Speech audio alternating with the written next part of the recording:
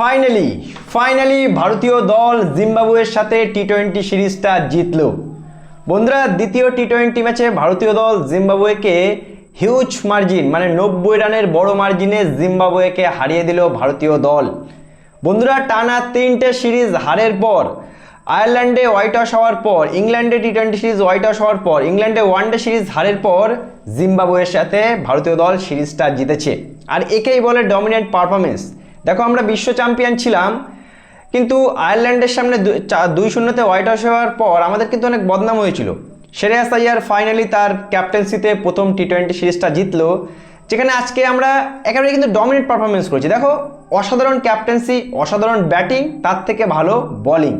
Batting করতে গিয়ে ভারত প্রথমে 219 রান করে, 220 টার্গেট থাকে। সেই 220 টার্গেটে চেস করতে নেমে জিম্বাবুয়ে 129 রানে গটিয়ে মানে অল আউট, 129 রানে অল আউট। যেখানে ব্যাটিংয়ে আজকে আমরা দেখতে পেলাম যে আমরা বৈভব সূর্যবংশীর বিধ্বংসী ব্যাটিং দেখবো ভেবেছিলাম, কিন্তু 20 রান করে সে আউট হয়ে যায়। Abhishek Sharma back to back 2টো ম্যাচে ফ্লপ, 8 রান করে সে আউট হয়ে যায়।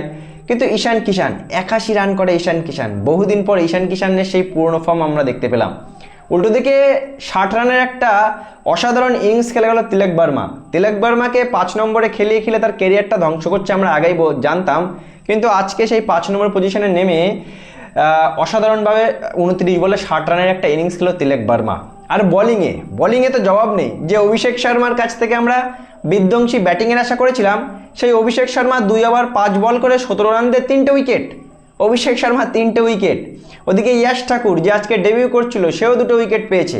মায়াঙ্ক যাদব বাদ দিলে প্রত্যেকটা প্লেয়ার উইকেট পেয়েছে, এমনকি তিলক বর্মা 60টা রান করেছে, বোলিং করতে গিয়ে একটা উইকেটও পেয়েছে।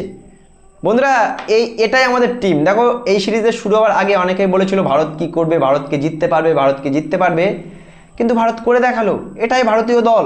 জিম্বাবুয়েকে একতরফা হারিয়ে দিয়ে 1 ম্যাচ আগেই টি-20 সিরিজটা নিজেদের নামে করলো। কি বলবে বন্ধুরা? অবশ্যই নামে কমেন্ট করে। ভিডিওটি ভালো লাগলে শেয়ার করে পেজটা অবশ্যই ফলো করে দেবে।